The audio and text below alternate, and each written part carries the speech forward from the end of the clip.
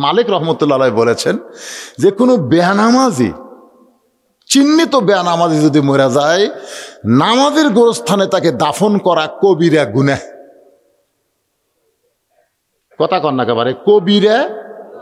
আর জানাজায় যারা অংশগ্রহণ করবে, বেনামাজির জানাজায় যারা অংশগ্রহণ করবে, তাদের আমল নামায় আল্লাহ 1 হুকবা পরিমাণ পাপ দিবে। ছাত্ররা বলল, হুজুর 1 হুকবা মানে উহুদ পাহাড়ের সমান। তার মানে কি বেনামাজির জানাজাও করা যাবে না। ছাত্ররা বলল, হুজুর বেনামাজি মরলে তাহলে আমরা কি করব? ইমাম মালিক বললেন, কোন কুত্তে যদি রাস্তাত মরে তোমরা কি করো? আমরা কুত্তে পুঁতে থুই, কারণ রাস্তাত মরে থাকলে পোজা গন্ধ হবি, এই গন্ধ থেকে বাঁচার জন্য আমরা পুঁতে থুই। ইমাম মালিক বললেন, একটা কুত্তাও যা, একটা বেনামাজিও তাই। গোসল করার লাগবি না, কাপড়ের কাপড় পরান লাগবে না। যে কাপড় পরে মরিছে ওই কাপড় পরা অবস্থা দড়ি লাগে টেনে নিয়ে আসে গোরস্থানে লয়, একটা নর্দমাতা পুঁতে থো। একটা বেনামাজি পুঁতে পারলে আর কোনোদিন বক্তার নামাজের ওয়াজ করা লাগবি না। ওই চিন্তা করবি, আমি মরে গেল আমাকে তো পুঁতে থুবি রে। আল্লাহ কোরআনে বলেছিল, মা তাকুলু মা লা তাফালুন। কথার সাথে যদি কাজের মিল না থাকে টাটকা মুনাফিক। আমি আপনাকে মুনাফিক বানাবো? আপনার বিবেক যে আদালত আছে, এই আদালত আপনি প্রশ্ন করেন যে আপনি মাগরিব এশা পড়েননি। মনে করেন এখানে যদি কেউ থাকেন এরকম যে মাগরিব এশা পড়েননি, ফজর আসার আগেও যদি মরে যায়, আর এই গোরস্থানে যে কবরের কাছে থোয়া হবে, অবশ্যই তো একটা কবরের পাশে আর একটা কবর খুঁড়বেন। কথা কন না কেন ভাই? বিশ্বাস করেন যারা 5 ওয়াক্ত নামাজ পড়েন, ভাই আপনি কবরে গেলে, এই গোরস্থানে গেলে, প্রথম প্রশ্ন যখন বলবে মান রব্বুকা, তোমার রবকে, তখন আপনাকে ওঠাই লাগবে না। আপনি শুয়ে থাকবেন, আপনার নামাজ, আপনি যে নামাজ পড়ছেন ওই নামাজ খাড়া হয়ে বলবে, এমন কিনে রে, কাকে রব সম্পর্কে প্রশ্ন করিস? কত কষ্ট করে দুনিয়ার থেকে এসে কেবল একটু ঘুম পাড়তিছে, আর তোরকে বিগের উঠল। মান রব্বুকা প্রশ্ন কাকে করতেছিস? আচ্ছা, প্রশ্নের উত্তর দেওয়ার আগে বলতো, যে লোকটা শুয়ে আছে এই লোকটা সারা জীবন কয় ওয়াক্ত নামাজ পড়েছে? আমাকে ক্যালকুলেটর নাই তো প্রশ্ন করিস কেন? কয় রাকাত নামাজ পড়েছে? আমরা ওয়াক্তই কর পারতেছি না, রাকাত কেমনে কো? কে পাগলারা এই যখন মসজিদে গেছে, প্রথম মসজিদে ঢুকাই কি করছে জানিস? এরকম নিয়ত বান্দার পরই বলছে আলহামদুলিল্লাহি রব্বিল আলামিন। রুকুত গে সোনব্বেল আজিম, সেদার যে সোনব্বেল আলা। কিন্তু তোমার রব রব করে কেবল আরামের ঘুম দিছে, আবার রব। 2 ফেরেশতা আল্লাহ কয়, আল্লাহ তোমার বান্দাকে মান রব্বুকা প্রশ্ন করার সাথে নামাজ যে খেপা খেপছে, আমরা কি করব? আল্লাহ কয় যে নামাজ নিয়ে কবরে আইছে, তার রবের উত্তর হয়ে গেছে। যেরকম সুবহানাল্লাহ, যে নামাজ নিয়ে কবরে গেছে তার রবের উত্তর হয়ে গেছে। সুবহানাল্লাহ কন না কেন? তা আপনারা কারা কারা ফজরের নামাজ পড়বেন? হাত তুলবেন। হাত তোলার দরকার নাই বাজান, কারণ অনেক লোক ঠেলা হাত তুলবি।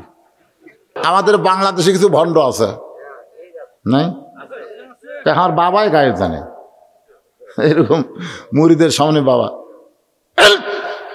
এত জোরে ঝাঁকি মারছে, সামনে 2-3টা মুরিদ পড়ে গেছে। একজন মুরিদ সাহস করে বলতেছে, বাবা চোখ বন্ধ করে থাকতে হঠাৎ এরকম ঝাঁকি মারলেন, কারণ কি? বলে ঝাঁকি মারার কারণ হলো তোরা তো কানা, দেখতে পাস না। আমি চোখ বন্ধ করে দেখি কাবার ধারে একটা মুরগি ঘুরতেছে। মানে এই শালা ভণ্ডরা যা কয় আর মুরিদরা তাই বিশ্বাস করে। ঝাঁকি দিয়ে মুরগি খেতে দিলাম রে। মুরিদরা হাই রে বাবা, কোথায় বাবা আর কোথায় কাবারে, কি বাবার চোখ রে। কিন্তু এইটা আবার এক মুরিদের বউ ঘরের মধ্যে শুনছে, কে রে তোর বাবা চোখ বন্ধ করে কাবার মুরগি খাদায়। দুপুরবেলা খাবার দিয়ে মুরিদ এখন বলতেছে, বউ রে তাড়াতাড়ি তরকারি নিয়ে আসো। কিন্তু আসলে তরকারি কিন্তু ভাজা মাছ এই ভাতের তলে দিয়েছে, বুঝলেন, ভাতের তলে দিয়েছে। কিন্তু বাবা কয়, কে রে মুরিদ তোর বউ তরকারি দিবি না? তাড়াতাড়ি তরকারি দাও। বউ বলতেছে, আসতেছি আসতেছি। পীর সাহেব কয়, যাক রে, আজকে তরকারি ওসিলে ওর বউটাও দেখা দেবি রে। আপনারা বলেন তো, মুরিদের বউ পীরের জন্য দেখা জায়েজ না হারাম? কথা কম, জায়েজ না হারাম? যখন ইয়াসার রাদিয়াল্লাহু বাড়িতে গেল, সুমাইয়া বলতেছে, ওগো স্বামী, আপনার চেহারা নূর দেখে আমি ঈমান গ্রহণ করব। ইয়াসার রাদিয়াল্লাহু নবীর কাছে এসে বলতেছে, ইয়া রাসূলুল্লাহ, আমার বউ সুমাইয়া মুসলমান হবার চাই, আমি কি আমার বউকে আপনার কাছে নিয়ে আসবো? আল্লাহ রাসূল বললেন বাল্লিগু আন্নি ওয়ালাউ আয়া, তোমার বউরে আমার কাছে আনা লাগবে না, তুমি যে কলমা গ্রহণ করছো সেই কলমার দাওয়াত তোমার বউরে দাও। জোরে কোন সুবহানাল্লাহ। আল্লাহ রাসূল যদি বলতেন তোমার বউ লিয়ে আসো দাও, আমরা সবাই দলিল পেতাম, যাক রে তাহলে মুরিদের বউকে পীরের কাছে লিয়ে যাওয়া যাবে, তখন পীরের একটা দলিল দিত।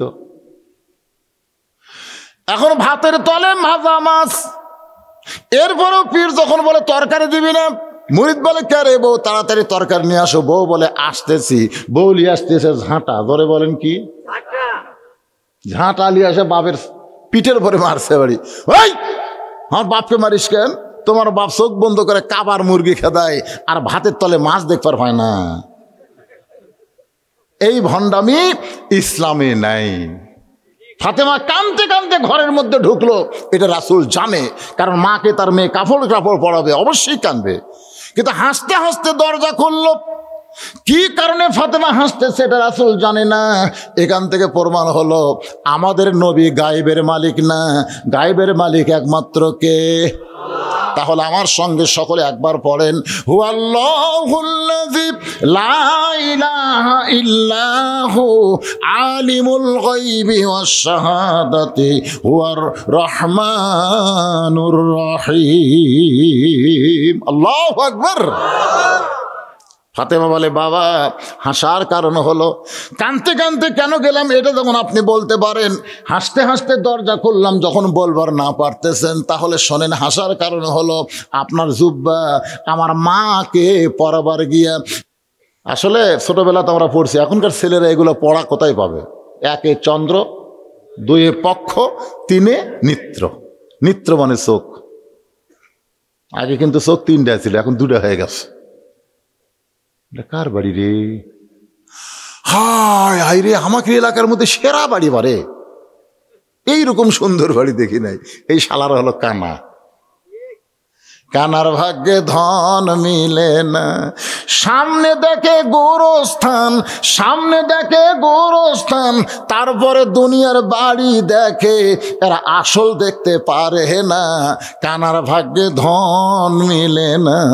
তুমি যদি আসলে চোখ থাকতো তাহলে দুনিয়ার বাড়ি না দেখে বারবার তুমি কবরের ঘরের দিকে তাকায় থাকতে। ধরে কোন কথা, ঠিক কথা কন না কেন ভাই? ইয়ানজুরু বিনূরিল্লাহ, নূরের চোখ দিয়ে তাকায় দেখে আল্লাহ তাআলা তার মায়ের শরীরে জান্নাতের পোশাক পরায় দিয়েছে। এ কথা শোনার সঙ্গে সঙ্গে নবী ঘরের দরজায় বসে মাটির উপরে হাত দিয়া ছোট বাচ্চার মতন কান্না শুরু করলেন। ফাতেমা তাকায় দেখে বাবার চোখ দিয়ে দর দর করে পানি পড়তেছে। ফাতেমা চমকে বলে বাবা আমার মায়ের শরীরে জান্নাতের পোশাক আল্লাহ পরাইছে, এইটা শোনার পর আপনি কান্দেন, আপনি কি এইটা ভালো লাগে না? রাসূল বলে ফাতেমা এই কান্না কোনো দুঃখের কান্না নয় মা, এই কান্না হলো আমার আনন্দের কান্না। এই দুনিয়াতে সর্বপ্রথম আমাকে যিনি নবী বলে স্বীকার করেছে সেই মহান মানুষটি হইল তোমার মা। সুবহানাল্লাহ তো বলেন। এই ওয়াজ যখন আমি করি তখন আমার চিন্তা হয় কে রে, নবীরে সর্বপ্রথম তার বউ নবী স্বীকার করলো, আর ৩৮ বছর হলো ওয়াজ করি, এখন পর্যন্ত আমার বউ আমাকে হুজুরি করলো না। হ্যাঁ, সাদিয়ার আব্বা আসেন ভাত খান, সাদিয়ার আব্বা যান পানি গরম করছে গোসল করেন। আমি রাগ করে বললাম কিসের সাদিয়ার বাপরে, লক্ষ লক্ষ মানুষ আমার হুজুর কয়, তুমি একটু হুজুর খাও। বউ মুসকি মুসকি হাসে। না হাসো কেন? বলে জনগণ আপনাকে চিনে না তাই হুজুর কয়, কিন্তু আমি তো আপনাকে চিনি, আপনি মালটা কি আমি জানি না। হুজুর হয় এত সহজ নয়, মানে আমাকে বাহিরে হুজুর ভিতরে খেজুর, আর আল্লাহ নবীর বাহিরেও যা ভিতরেও তাই। এই জন্য খাদিজা ঈমান করার সাথে সাথে আল্লাহ ঘোষণা করলেন লাকাদ কানা লাকুম ফি রাসূলিল্লাহি উসওয়াতুন হাসানা। দুনিয়ার কোনো পীর টিল্লা, কোনো হুজুর না, কোনো মৌলবি না, কোনো মাওলানা না, ধরবার যদি চাও একজনকে ধরো, তিনি হলেন আল্লাহর নবী। আতিউল্লাহ ওয়া আতিউর রাসূল। উপায় নাই রে, উপায় নাই রে, উপায় নাই, নবী বিনে আল্লাহ পাওয়ার উপায় নাই। বাজান সবাই বলতেছেন দেখেন বললে কি মজা, উপায় নাই রে, উপায় নাই রে, উপায় নাই নবী বিনে আল্লাহ পাওয়ার উপায় নাই। আমি বহু মাহফিলে বলেছি, বড় বড় ডাক্তার যারা, তাদের বউ কোনোদিন সিজার করা লাগে না, কারণ ডাক্তাররা জানে সিজার করলে মায়ের ক্ষতি, সিজার করলে বাচ্চার ক্ষতি। এই জন্য বড় বড় ডাক্তার তার বউরে সিজার করায় না। 2 নম্বর হলো মৌলানার বাড়িতে কোনোদিন মিলাদ হয় না। যারা মিলাদ পড়ায় আপনি দেখবেন তাদের বাড়িতে কোনোদিন মিলাদ হয় না। 3 নম্বর কথা হলো পীরের বউ কোনোদিন মুহুরিদ হয় না। এই 3টা জিনিস খেয়াল করবেন। বড় বড় ডাক্তারের বইয়ের কি লাগে না? সিজার লাগে না। আর মৌলানার বাড়িতে কি লাগে না? মিলাদ লাগে না। আর পীরের বউ কোনোদিন মুরিদ হয় না, কারণ পীরের বউ জানে আমার পীর 1 নম্বর লুচ্চা। মাঝে মধ্যে মুরিদের বইয়ের দিকে তাকায়, ওর হাতে মুরিদ হয়ে কি হবি রে। আর সর্বপ্রথম যিনি আমাদের নবীকে নবী বলে স্বীকার করেছেন তিনি হলেন নবীর বিবি খাদিজা। আল্লাহ নবী বলেন, ফাতেমা রে, সর্বপ্রথম আমাকে নবী বলে স্বীকার করার কারণে আমার বিশ্বাস আল্লাহ তোমার মাকে জান্নাতের পোশাক পরাইয়া দিছে। আল্লাহর নবী নিজের হাতে খাদিজাকে কবরের ঘরে নামায় দিচ্ছেন। কবরের ঘরে যখন নামায় দেয়, আবু বকর লক্ষ্য করে দেখে নবীর চোখ দিয়ে দর দর করে পানি পড়তেছে। আবু বকর বলে, রাসূলুল্লাহ, আপনি নবী হয়ে যদি এমন করে কাঁদেন তাহলে আমরা কেমনে সহ্য করব? রাসূল বলে, আবু বকর, আজকে খাদিজাকে কবরে দাফন করার সময় একটা কথা বারবার মনে পড়তেছে, যতই রাত হোক না কেন, 2টা বাজুক 3টা বাজুক, যতই রাত হোক না কেন, কলেমার দাওয়াত দিয়ে যখন বাড়ির দরজায় খাদিজা খাদিজা বলে আমারে কোনোদিন ডাকা লাগে নাই। আমি যেই মাত্র দরজায় দাঁড়াইছি সঙ্গে সঙ্গে খাদিজা দরজা খুলে দেয়। আমি আশ্চর্য হয়ে বললাম, খাদিজা, আমি যখনই আসি তখনই আপনি দরজা খুলে দেন। খাদিজা বলে, হুজুর, আপনি কলেমার দাওয়াত নিয়ে যখন বের হন আমিও আপনার সঙ্গে যাবার চাই, কিন্তু আপনি আমাকে নেবেন না। এই জন্য দরজার কাছে দাঁড়িয়ে থাকি, দরজার ফাঁকের সঙ্গে নাক লাগাইয়া দাঁড়িয়ে থাকি, কারণ আপনি হলেন মেশকাম্বর। আপনি যখন আসেন আপনার দেহের সুগন্ধ আমার নাকের মধ্যে ঢোকে, আমি সঙ্গে সঙ্গে দরজা খুলে দিই। রাসূল বলে, খাদিজা, তাহলে কি আপনি ঘুমাবেন না? খাদিজা বলে, হুজুর, আমি সেই দিন একলা ঘুমাবো যেদিন আমার মরণ হবে। আমি সেই দিন একলা ঘুমাবো যেদিন আমার মরণ হবে। আর যতদিন আমি জীবিত থাকবো আপনাকে বুকে না নিয়ে আমি কোনোদিন ঘুমাবো না। রাসূল বলে, সাহাবীরা রে, আমার খাদিজা আজকে কবরের মধ্যে একলা থাকবে। আমি নবী কবরের মধ্যে থাকতে চাইলেও তো থাকতে পারবো না। কবরে মাটি দেওয়ার পরে সবাই যখন কবর ছেড়ে চলে যায়, এমন সময় আল্লাহর নবী খাদিজার কবর থেকে নড়েন না।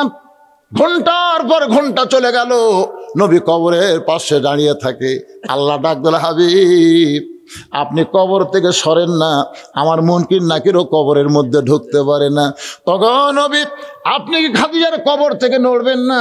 নবী বলে, আল্লাহ, আমার খাদিজার কবরে মুনকির নাকির পাঠাবেন, উত্তর দিবার না পারলে আমি নবী উত্তর দিয়া দিব। আল্লাহ বলে, হাবিব রে, আপনি খাদিজাকে ভালোবাসেন, যার কারণে মুনকির নাকির উত্তর আপনি দিবেন। আজকে শুনে নেন, আপনি যেমন খাদিজাকে ভালোবাসেন, আমি আল্লাহ তার চাইতে অনেক ভালোবাসি। কি মনে করতেছেন? বাইনাল আবদি ওয়াল কুফরি তরকুস সালাত। আল্লাহ রাসূল বলেছেন, বুখারী মুসলিম শরীফের হাদিস, বুখারী এবং মুসলিম মুত্তাফাকুন আলাইহি, 2 কিতাবের হাদিস হচ্ছে, বান্দা আর কাফেরকে পৃথক করার জিনিসটার নাম হলো নামাজ। যে নামাজ পড়বে সে আল্লাহর বান্দা, যে নামাজ পড়ে না সে ডাহা কাফের। মান তারাকা সালাতু মুতাম্মিদান ফাকাদ কাফারা। ইচ্ছা করে ফজরের নামাজ যারা বাদ দিল, আল্লাহর সঙ্গে তারা কুফরি করলো। আর সেই শালা কাফেরও লিয়ে আপনি কুটি তুচ্ছেন। যারা মাগরিব এসব পড়েননি, এখন নিয়ত করেন, আল্লাহ বেঁচে যখন এখন আসি, আল্লাহ যা ভুল করা করছি ফজর থেকে আর নামাজ ছাড়বো না। খালি নিয়ত করা মাত্রই আপনি যত নামাজ পড়েননি আল্লাহ সমস্ত না পড়ার পাপ মাফ করে দিয়ে দিবে।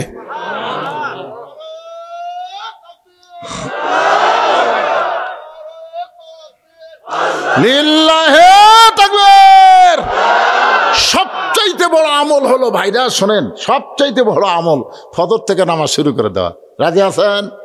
আল্লাহ আজকের মাহফিল শোনেন, হাত তোলা লাগবে না, আমরা বহু হাত তুলছি। ওই মামুনুল হক যখন ওয়াজ করতো ঠিক হাত তোলা কয় ঠিক। আল্লামা সাইদু হুজুর 50 হুজুর ওয়াজ করছে, জনগণ হাত তুলে তুলে যা করছে ভাই, আমি এই ওয়াজ করে রে ফাটাফাটি, জেলের যখন নিয়ে যায় আর কেউ নাই। ওগুলো বাদ দেন, তোলা হাত তোলা বাদ দেন। সবচাইতে বড় আদালত আল্লাহ আপনার বিবেক দিয়ে দিছে, সে আদালতকে আমি বলতেছি। আপনার বিবেক যদি জাগ্রত থাকে আজ থেকে বাকি জীবন আর ফজরের নামাজ আমরা ছাড়বো না ইনশাআল্লাহ। ফজর থেকে আমাদের যুদ্ধ শুরু হবে, আমরা 5 ওয়াক্ত নামাজ মসজিদে জামাতের সঙ্গে আদায় করব। আল্লাহ কবুল করুক। আমার মায়েরা যারা পর্দার অন্তর আছেন মা শোনেন, আপনাদের 1 নম্বর আমল হলো পর্দা। এতক্ষণ পর্যন্ত যে ফাতেমা খাদিজাদের নিয়ে ওয়াজ করতেছি, সেই ফাতেমা খাদিজার সঙ্গে যদি জান্নাতে যাবার চান, বেপর্দা হয়ে যাওয়া যাবে না, পর্দা নিশি হয়ে যাওয়া লাগবে। জোরে কোন কথা ঠিক কিনা? মেয়েদের জন্য আল্লাহ কোরআনে বলেছেন অকরনা ফি বুয়ুতিকুন্না ওয়ালা তাবাররুজনা তাবাররুজাল জাহিলিয়াতিল উলা। 2 নম্বর প্রশ্ন করবে আমার দিনুকা, তোমার দিন কি, তোমার দিন কি প্রশ্ন যখন করবে ফিলিস্তিনের মুসলমানকে, এই প্রশ্ন করার সঙ্গে সঙ্গে ইসলামী আন্দোলন বলবে রে মুনকির নাকির, যে আল্লাহর ঘর বাইতুল মুকাদ্দাসকে রক্ষা করার জন্যে নিজের জীবন দিয়ে কবরে আইলো, তাকে আবার অমা দিনুকা প্রশ্ন করিস। আল্লাহর দিনকে কায়েম করার জন্যে বাংলার জমিনে যারা জেল খাটলো, যারা রিমান্ডে গেল, হক কথা বলার অপরাধে, মাথায় টুপি দেওয়ার কারণে, দাড়ি রাখার কারণে যাদেরকে জঙ্গি বানালো, তাদেরকে আবার অমাদিনুকা প্রশ্ন করিস। আল ফেরেস্তা বলে আল্লাহ যখন অমাদিনুকা প্রশ্ন করলাম, ইসলামী আন্দোলন যে কাপা খেপছে, আল্লাহ বলে মুনকির নাকির শুনে নে, ইসলামী আন্দোলন করতে করতে কোরআনের বিজয় যারা চায়, দুনিয়াতে কোরআনের আন্দোলনের পক্ষে যারা সৈনিক হয়ে কাজ করেছে, তাদের 2 নম্বর প্রশ্নের উত্তর হয়ে গেছে। 3 নম্বর প্রশ্ন হলো আমার নাবিউকা, তোমার নবীকে। সকালবেলা দাড়ি কামাছে, বিকেলবেলা হার্ট অ্যাটাক করে মরছে, এরকম বেসাইজা লোক আছে না নাই? সকালবেলায় কামাছে ভাই সেই সাইজ, বিকেলে বেটা হিরোইন খেয়ে ধরা পড়ছে, এই খবর আসছে। ওলা যারা দাড়ি টাড়ি কামায় না, ওরকে বেটাও কিন্তু সেই রকম ডিয়ারিং মাল, ইয়াবা খায়, গাঁজা খায়, হিরোইন খায়, বউ আর ডিউটি মারে।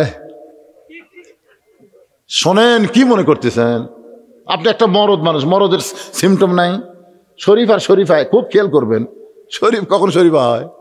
এক মেয়ে আমাকে কইছে হুজুর আমার স্বামী তো খুব সুন্দর, আমি স্বামী নিয়ে যখন বাইরে যাই, রাস্তার মেয়েরা খেলে আমার স্বামীর দিকে তাকা থাকে, হুজুর একটা দোয়া পড়া দেন তো, মেয়েরা যেন আমার স্বামীর দিকে না তাকায়। আমি কইলাম মা কোনো দোয়া লাগবে না, তুমি তোমার শরীফাকে শরীফ বানাও,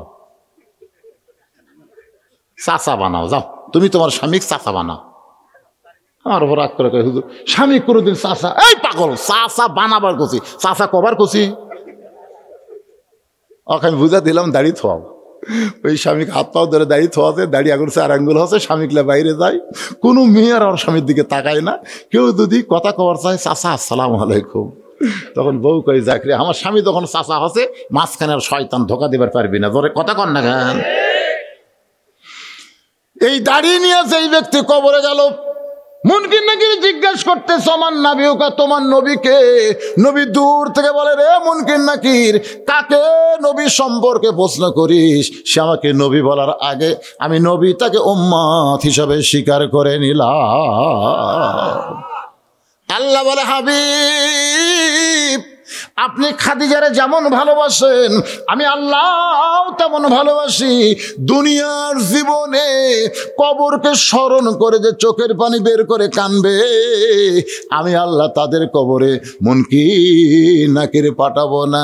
ইজাম আসাবাতুহুম মুসিবাতুন ক্বালু ইন্না লিল্লাহি ওয়া ইন্না ইলাইহি রাজিউন। আল্লাহ আমাদের সকলের জীবনে কবুল করুক, সকলে বলে আল্লাহুম্মা আমিন। ফজরের নামাজের চিন্তা থাকার কারণে ভাই বেশি লম্বা ওয়াজ করার সুযোগ নাই, আপনারা সবাই ইস্তেগফার পড়েন, সবাই ফজর নামাজ জামাতে পড়া লাগবে। আল্লাহ কবুল করুক বক্তা শ্রোতা সকলকেই। জি মহিলাদের জন্য ওয়াজ আছে আজকে, প্রথম থাকায় খাদিজা, প্রথম থাকায় ফাতেমা, মহিলাকে ওয়াজ, জোরে কোন ঠিক কিনা? আমি যে দুইটা মেয়ের নাম নিছি, একজন হলো জান্নাতের 1 নম্বর, আর একজন হলো জান্নাতি নারীদের নেত্রী। তাহলে ওয়াজ কি পুরুষের না মহিলার? আমার মহিলার। কি শেষে বললাম পর্দা। একটা কথা মহিলার জন্য না বললেই না, সেটা হলো স্টার জলসা। জি বাংলা যদি মেয়েরা দেখে, যতই ওয়াজ শুনুক, কোনো কাম হবে না। আমার কথা কি বুঝলেন? কারণ এইটা কিন্তু হিন্দুকের নাটক। স্টার জলসা জি বাংলা কিসের নাটক? হিন্দুকের নাটক। আর এই নাটক দেখবার গেলে দেখবেন ঘরের মধ্যে মাঝে মধ্যে হরি হরি হরি হরি লো লো লো লো লো একটা বাদ্য হয়। কারণ হিন্দুরা যে নাটক বানাচ্ছে, এর নাটকের মধ্যে পূজা থাকবে। তা আপনি মুসলমানের বউ হয়ে আপনি হিন্দুকের নাটক দেখেন, আপনি জানেন ভারত কি কাম করলো? এই সপ্তাহে ভারত কি করছে দেখেননি? বাবরি মসজিদ যেখানে 400 বছর ধরে ছিল, সেই বাবরি মসজিদ ভাঙ্গে ওই জায়গায়, ওই বাবরি মসজিদের ওই জায়গায় রাম মন্দির নির্মাণ করলো। আপনারা বলেন তো ভারতে কি আর জায়গা নাই? ভারতে জায়গা নেই, তাহলে অন্য ফাঁকা জায়গায় মন্দির না বানায় ওরা মসজিদ ভাঙ্গে মন্দির করলো কেন? তার মানে বোঝা গেল ভারত মুসলমানকে পছন্দ করে না। মসজিদ যারা পছন্দ করে না, তারা মুসলমানকেও পছন্দ করে না। তাহলে সেই মুসলমানের বউ হইয়া আমরা ভারতের চ্যানেল দেখো করে। মেয়েদেরকে আমি বলবো, আপনাদের 1 নম্বর ওয়াজ হলো আজ থেকে স্টার জলসা জি বাংলা বয়কট করো। জোরে কোন কি করো? আমি যেই বলবো স্টার জলসা জি বাংলা, আপনারা বলবেন বয়কট করো। বলতে পারবেন না? হয়ে যান, সব মিডিয়াত কিন্তু উঠবি। স্টার জলসা জি বাংলা আরো জোরে বলেন বয়কট করো। ও মায়েরা, মান তাশাব্বা বিকওমিন ফাহুয়া মিনহুম, যে যাকে মহব্বত করবে তার সঙ্গে হাসর হবে। স্টার জলসা জি বাংলা যদি মহব্বত করে দেখো, ওরা হলো হিন্দু মাল, হিন্দুর সাথে আল্লাহ একসাথে বান্ধে দিবি।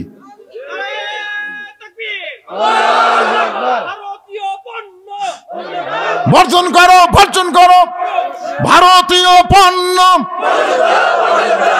কোন ভারতীয় জিনিস আমরা নেব না। আমাদের আল্লাহর ঘর ভাঙছে। আমার এলাকায় একটা বেনামাজি পর্যন্ত মসজিদে ভালোবাসে, জানেন? 2 বেনামাজি হুড়াহুড়ি লাগছে, ঝগড়া লাগছে। বিশ্বাস যদি না হয় মসজিদ সমস্যা। তাই বার হয়ে গেলাম, কে ভাই তোরা তো নামাজ পড়িস না রে। নামাজ না বললে কি হবে হুজুর? মসজিদ আল্লাহর ঘর। সেদিন থেকে আমার বিশ্বাস হয়েছে, আমাদের গ্রামীণ মসজিদ যদি ভাঙবার আসে, নামাজি বার হওয়ার আগে বেনামাজিরা শহীদ হবে। তোর কোন কথা ঠিক কিনা? নামাজ না পড়তে পারে, মসজিদ আল্লাহর ঘর, সবাই ভালোবাসে।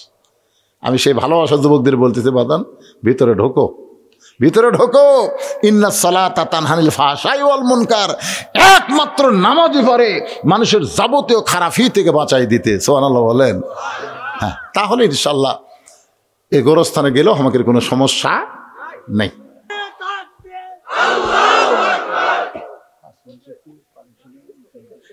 যারা হাত তুলছেন, তাকবীর দিচ্ছেন, আপনারা কোরআনের সঙ্গে সম্পর্ক রাখতে গেলে, সত্যি যদি সম্পর্ক বিশ্বাস করে যদি হাত তোলেন, তাহলে আপনাদের কাছে এখন ব্যাগ যাবে 5 মিনিট, মাত্র 5 মিনিট কালেকশন করার পরে। কালেকশনের হালত তো আমি দেখছি খুব ভালো না। এই টাকাতে মাদ্রাসা কেমনি চলবে? এই মুহূর্তে কেউ যদি ওঠেন, এখনই হাত তুলছেন কোরআনের সাথে সম্পর্ক রাখবো, এখনই যদি দান না করার জন্য লাভ দেওয়া ওঠেন, বুঝবেন ওই মরার আগে প্যারালাইসিস হবে। প্যারালাইসিস বোঝেন? এই মাদ্রাসার ছাত্র তোমরা কোথায় বাবা? ভিতরে যাও। মাত্র 5 মিনিট কালেকশন করে আমি আবার আলোচনার দিকে ফিরে আসবো, ওয়াদা দিলাম। তাতে রাত 9টায় বাজুক, কোনো সমস্যা নেই। একটু জিকির করে আমি আবার আলোচনা শুরু করবো। সবাই বসেন বাবা, বসেন বসেন। লা ইলাহা ইল্লাল্লাহ, লা ইলাহা ইল্লাল্লাহ, লা ইলাহা, লা ইলাহা ইল্লাল্লাহ মুহাম্মাদুর রাসূলুল্লাহ সাল্লাল্লাহু আলাইহি সাল্লাম। আমি আপনাদের বুঝাবার চাইলাম, কোরআনের সঙ্গে যার সম্পর্ক, তার দাম বেশি না কম? জোরে বলেন, আর একবার বলেন, কম না বেশি? আর আদায় না, আর আদায় না। যেটা দিবেন গোপনে হবে, আর বলা যাবে না। রাত এখন 12টা বাজে, বুঝতেছে না, অনেক রাত হয়ে গেছে। একটু মনোযোগ দিয়ে শোনেন, কষ্ট করে আপনারা যারা বসে আছেন ভাইজান, আজকের আলোচনা হলো যে কোনো মুহূর্তে আমাদেরকে যাওয়া লাগবে। জোরে কোন ঠিক কিনা? কবরে না বাড়িতে? জোরে কোন বাড়িতে না কবরে? বাড়ি যাওয়ার কোনো গ্যারান্টি নাই, কিন্তু কবরে যাওয়ার গ্যারান্টি আছে। আমরা কিন্তু অনেক সময় মোবাইল কিনি, ঘড়ি কিনি, অনেক টিভি এরকম কিনি, কেনার সময় বলে ভাই কয় বছরের গ্যারান্টি, এরকম বলি কি বলি না? তখন দোকানদার বলে ভাই 7 বছর। একবারে তাহলে 7 বছর গ্যারান্টি? দুই কান্দে দুই ফেরেশতা কয় শয়তান, তুই যেটা কিনতেছ তার গ্যারান্টি আছে, কিন্তু তোর গ্যারান্টি নেই। আপনারা বলেন তো আমাদের কোনো গ্যারান্টি আছে? তাহলে আমার সঙ্গে ওয়াজ শোনার আগে সবাই বলেন, এক পলকের নাই ভরসা, এক পলকের নাই ভরসা। এই ছেলে, এই সময় এত রাত্রি কুড়ি যাবি, হ্যাঁ কি করবেন? ও আচ্ছা আচ্ছা, না শোনেন, আসো কারা তোর তো বসে আছে তো, এই শোনেন, বসবে বাবা, তোমরা বসো। ওয়ানাতাওয়াক্কালু আলাইহি ওয়া নাউযু বিল্লাহি মিন শুরুরি আনফুসিনা ওয়া মিন সাইয়্যাতি আমালিনা। من يهدي الله فلا مضل له ومن يضلله فلا هادي له। সকলে জবান খুলে বলেন আশহাদু আল্লা ইলাহা ইল্লাল্লাহু وحده لا شريك له وأشهد أن محمدا عبده ورسوله الذي أرسل رسوله بالحق بشيرا ونذيرا وداعيا إلى الله بإذنه وسراجا منيرا. فقد قال الله تعالى في كلامه المجيد والفرقان الحميد। জবান খুলে সকলে পড়েন আউযু বিল্লাহি মিনাশ শাইতানির রাজিম। বিসমিল্লাহির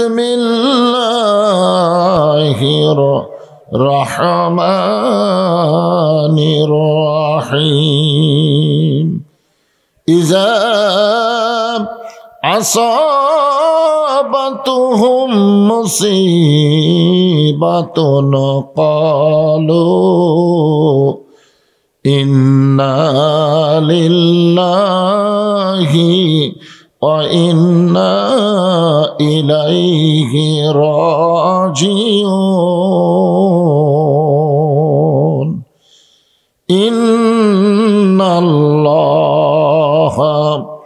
ওয়া মালাইকাতাহু ইসাল্লুনা আলান নবী ইয়া আইয়ুহাল্লাযীনা আমানু সাল্লু আলাইহি ওয়া সাল্লিমু তাসলিমা। আল্লাহুম্মা সাল্লি আলা মুহাম্মাদ ওয়া আলা আলি মুহাম্মাদ কামা সাল্লাইতা আলা ইব্রাহিম ওয়া আলা আলি ইব্রাহিম ইন্নাকা হামিদুম মাজিদ। আল্লাহুম্মা বারিক আলা মুহাম্মাদ ওয়া আলা আলি মুহাম্মাদ কামা বারাকতা আলা ইব্রাহিম ওয়া আলা আলি ইব্রাহিম ইন্নাকা হামিদুম মাজিদ। তোর পাহাড়ের ধুলি লাগিয়া মুসা নবীর সম্মান বেড়ে যায়। তোর পাহাড়ের ধুলি লাগিয়া মুসা নবীর সম্মান বেড়ে যায়। নূর নবীজির জুতার ধোলাই, দয়ার নবীজির জুতার ধোলাই আল্লাহর আরশ ধন্য হয়। সাল্লাল্লাহু আলা মুহাম্মাদ সাল্লাল্লাহু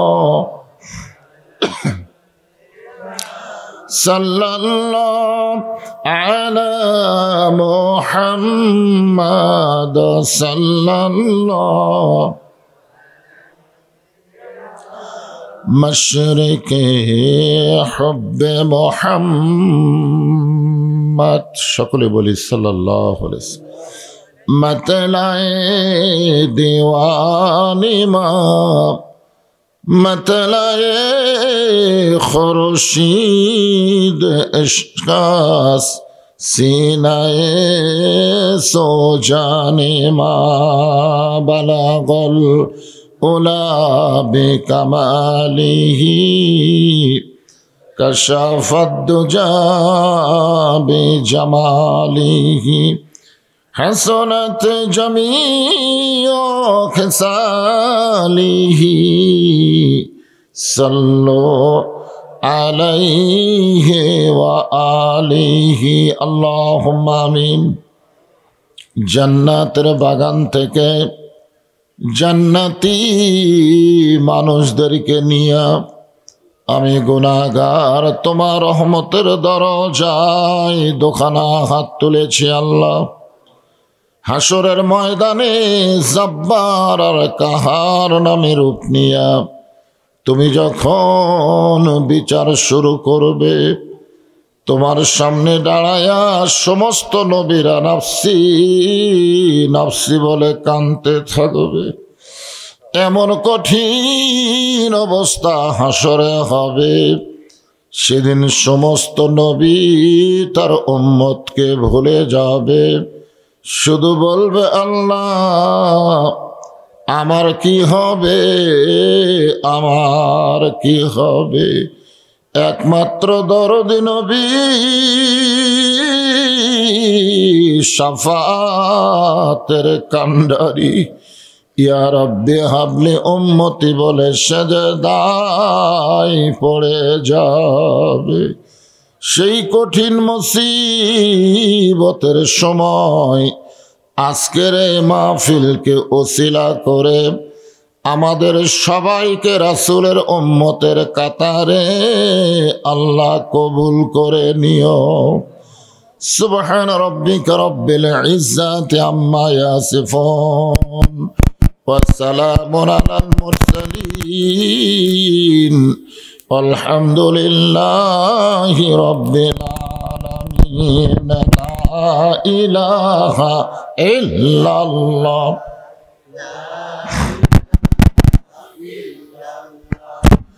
সবাই জবান খুলে আল্লাহর জিকির করতে কোনো শরম আছে?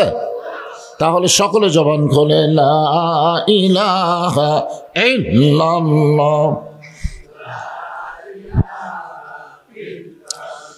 লা ইলাহা ইল্লাল্লাহ, লা ইলাহা ইল্লাল্লাহ, লা ইলাহা ইল্লাল্লাহ, লা ইলাহা।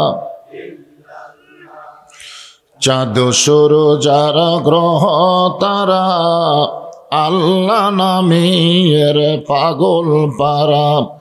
চাঁদ সূরজ আর গ্রহ তারা আল্লাহ নামের পাগল পারা। আমার আল্লাহ নামের এতই দয়া, আল্লাহ নামের তুই মায়া লুকিয়ে রাখছেন হে আল্লাহ জোরে লা ইলাহা ইল্লাল্লাহ লা ইলাহা ইল্লাল্লাহ লা ইলাহা ইল্লাল্লাহ লা ইলাহা ইল্লাল্লাহ মুহাম্মাদুর রাসূলুল্লাহ। সকলে বলি সাল্লাল্লাহু আলাইহি ওয়াসাল্লাম।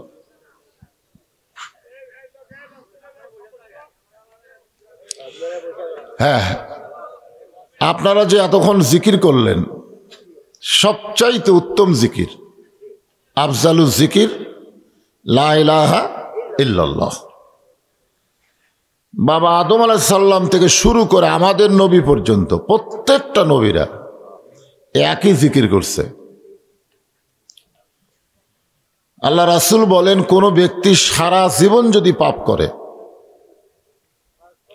কিন্তু মৃত্যুর সময় এই জিকির করতে করতে যদি মারা যায়, শুধুমাত্র জিকির করার খাতিরে আল্লাহ তার জীবনের সব গুনাহ মাফ করে দেন। এই পৃথিবীতে যত ইবাদত আমরা পেয়েছি, আল্লাহর হুকুম মানিত ইবাদত, সবচাইতে দামি ইবাদতের নাম হলো জিকির। কোরআনের কোন জায়গায় আল্লাহ বলে নাই যে আমার নামাজ পড়ে আমি আল্লাহ তার নামাজ পড়ি, যে আমার রোজা করে আমি আল্লাহ তার রোজা করি, এ কথা বলেনি। কিন্তু আল্লাহ বলেছেন যে আমার জিকির করে আমি আল্লাহ তার জিকির করি। ফাযকুরুনি আযকুরুকুম। এই জন্যে জিকিরের ব্যাপারে অলসতা করা যাবে, কিন্তু আমাদের বাংলাদেশে জিকিরের নামে কিছু ভণ্ডামি। হ্যাঁ, এই ভণ্ডামির কারণে আমরা অনেকে জিকিরের প্রতি অনীহা। আমাদের বাংলাদেশে একটা জাকের পার্টি আছে, জোরে কোন কি পার্টি? নামাজ লাগে না, খালি জিকির দিয়ে কাম সারে। আমার দয়াল বাবার দরবারেতে কেউ ফিরে না খালি হাতে। এটা জিকির। এইরকম জিকির আমরা দেখি শুনি, যার কারণে জিকিরের প্রতি আমাদের অনীহা। কিন্তু আপনারা যে জিকির করলেন, এই জিকির হচ্ছে সবচাইতে উত্তম জিকির। এই জন্য কলেমার জিকির করতে আমাদের কোনো আপত্তি। শেষে যখন বললাম মুহাম্মাদুর রাসূলুল্লাহ, এই নামটা উচ্চারণের সাথে সাথে আমাদের উপর ওয়াজিব হয়ে যায় সাল্লাল্লাহু আলাইহি সাল্লাম বলা।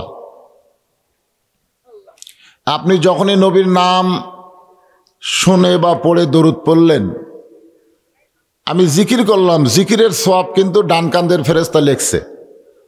জিকির করলাম না, কিন্তু দরুদ যখন পড়লেন এটা আবার ফেরেশতারা লিখতে পারল না। মানে দরুদের এত ওজন যেটা ফেরেশতারা লিখবার পারে না, এইটা এখান থেকে চলে গেছে মদিনায়। একদল ফেরেশতার কামই হলো আপনার দরুদ শেষ হওয়ার সঙ্গে সঙ্গে রাসূলের রওজা মোবারকে গিয়ে বলবে, ইয়া রাসূলুল্লাহ, জায়গার নাম কি? নারায়ণ সালুয়া। এ তো হিন্দু নাম, যাই হোক, নারায়ণ সালুয়া থেকে আপনার উম্মতের আপনার প্রতি দরুদ শরীফ পেশ করেছে, আপনি দরুদগুলো জমা নেন। আপনারা বসে আছেন কোথায়? নারায়ণ সালুয়া, আর দরুদ পৌঁছে গেছে মদিনায়। আছেন আমার মুক্তার, আছেন আমার বারিস্টার, শেষ বিচারের হাইকোর্টেতে তিনি আমায় করবেন পার। আমি পাপী রাসূল জাবিনদার। আল্লাহ যখন হাকিম হয়ে আমাদেরকে আসামি বানায় বিচার শুরু করবেন, ওই সময় আমাদের নবী আমাদের উকিল হবেন, বারিস্টার হবেন, আমাদের পক্ষে আল্লাহর কাছে ওকালতি করে আমাদেরকে জাবিন করে জান্নাতে পৌঁছায় দিবেন। এই জাবিন করতে গেলে কি লাগবে? টাকা পয়সা লাগবে না। জাবিন করতে গেলে এই দরুদগুলো লাগবে, যে দরুদগুলো আপনারা পেশ করতেছেন, এই দরুদগুলো সেদিন আমাদেরকে জাবিন করে দিবে। সেই দরুদ পড়তে আমাদের কোনো আপত্তি আছে?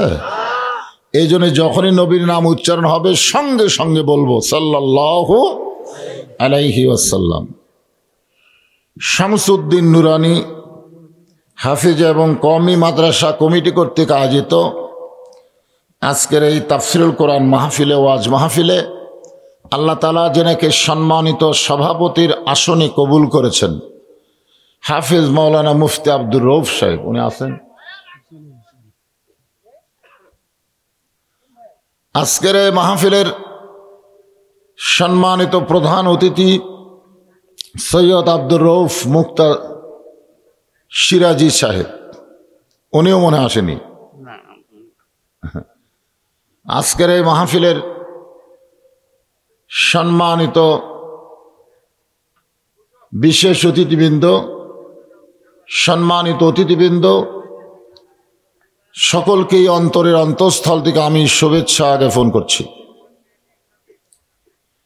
আজকের এই মাহফিলে সম্মানিত ওলামায়ে কেরাম, এই জাতির শ্রেষ্ঠ সন্তান হলো আলেম ওলামা। আপনারা মানেন বা না মানেন, এতে আল্লাহর কিছু আসে যায় না। আল্লাহ কোরআনে ঘোষণা করেছেন, ইন্নামা ইয়াখশাল্লাহ মিন ইবাদিহিল ওলামা। আলেমদের বহু বছর হলো ওলামা। তাহলে আল্লাহর কোরআনে আলেমদের নাম আছে না নাই?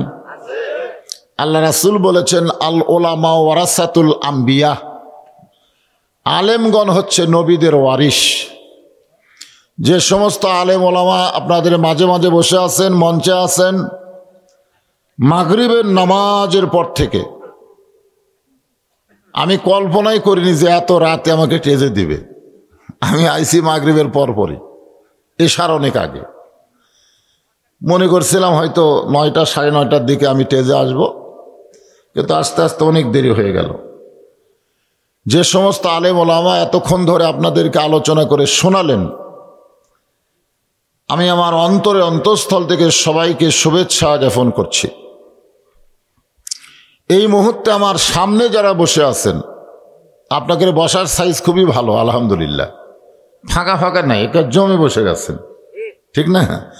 আপনারা বুঝবার পারছেন, শীতের রাত, ফাঁকা হতে বসে লাভ কি? এক ভাইয়ের দেহের উষুম নেওয়ার জন্যে আমার সামনে জমে জমে যারা বসে আছেন, আমি আমার অন্তরের অন্তঃস্থল থেকে আপনাদের সবাইকে শুভেচ্ছা জ্ঞাপন করছি। সম্মানিতা মা বোনেরা, যারা পর্দার অন্তরালে বসে আলোচনা শুনতেছেন, আমি তাদেরকেও শ্রদ্ধা জ্ঞাপন করে এই মুহূর্তে জানতে চাচ্ছি আপনারা সকলে কেমন আছেন? জি, আমিও আছি অবশ্য, তবে কেমন আছি আলহামদুলিল্লাহ। আমি মক্কায় দেখছি একটা কবর, তার নাম হলো জান্নাতুল মাওয়া। কি? আর মদিনায় একটা কবর দেখলাম, গোরস্থান, তার নাম হলো জান্নাতুল বাকি। আমি তদন্ত করলাম, কেন এইটা জান্নাতুল মাওয়া হলো কেন আর এইটা জান্নাতুল বাকি হলো কেন? আমি দেখলাম মক্কার গোরস্থানে শুয়ে আছে খাদিজা, আর মদিনার গোরস্থানে শুয়ে আছে ফাতেমা। খাদিজা আর ফাতেমার সম্পর্ক হলো মা মেয়ে। আল্লাহ রাসূল বলেছেন, খাদিজা তুমি হইলা নারী জাতির ভিতরে 1 নম্বর জান্নাতি। জোরে কান সুবহানাল্লাহ।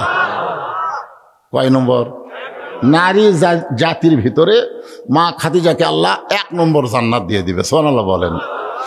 আল্লাহ নবী বলেন, ফাতেমা তুমি হইলা নারী জাতির ভিতরে জান্নাতি, নারীদের নেত্রী। সুবহানাল্লাহ বলেন না? আপনারা মনে করতেছেন হুজুর এ দূরে তো মেয়েদের পক্ষে গেল। আপনারা বলেন তো, আপনাকে চাইতে আজকের মাহফিলে কি মেয়েরা কম? বর্তমানে ক্ষমতা আছে কে, মরদ না মেয়ে? তাহলে সেই মেয়েদের কথা বললে মন খারাপ করেন কেন? আজকে একটা মেয়ের পেট থেকেই একটা ভালো সন্তান পাওয়া যাবে। জোরে কোন কথা ঠিক কি না? একজন নেপোলিয়ন বলেছে, তোমরা যদি ভালো একটা জেনারেশন চাও, ভালো একটা সন্তান চাও, তাহলে ভালো একটা বাপের দরকার। কিসের? তো সবাই বলেন না কেন? ভালো একটা মায়ের দরকার। কেন? বাবা আনন্দে মাতিয়া সাগরে ভাসাইয়া সেই যে চইলা যায়, খবর লয় না মাজন ধরিয়া উদরে, কতই কষ্ট করে 10 মাস পরে পায় প্রসবের বেদনা। এমন দরদি ভবে কেউ হবে না আমার মা গো। একটু মনোযোগ দিবেন। আল্লাহর নবী বলেন, খাদিজা ঈমান গ্রহণ করার পরে আপনি আল্লাহর সঙ্গে যে সম্পর্ক গড়ে তুলেছেন, আজকে আপনাদের বলতে হবে ঈমান গ্রহণ করার পরে আল্লাহর সঙ্গে সম্পর্ক করতে গেলে 1 নম্বর ইবাদতের নাম কি? কি? সবাই বললেন না? আচ্ছা, এই শীতের মধ্যে ফজরের নামাজ জামাতে পড়া আপনাদের কাছে কেমন মনে হয়?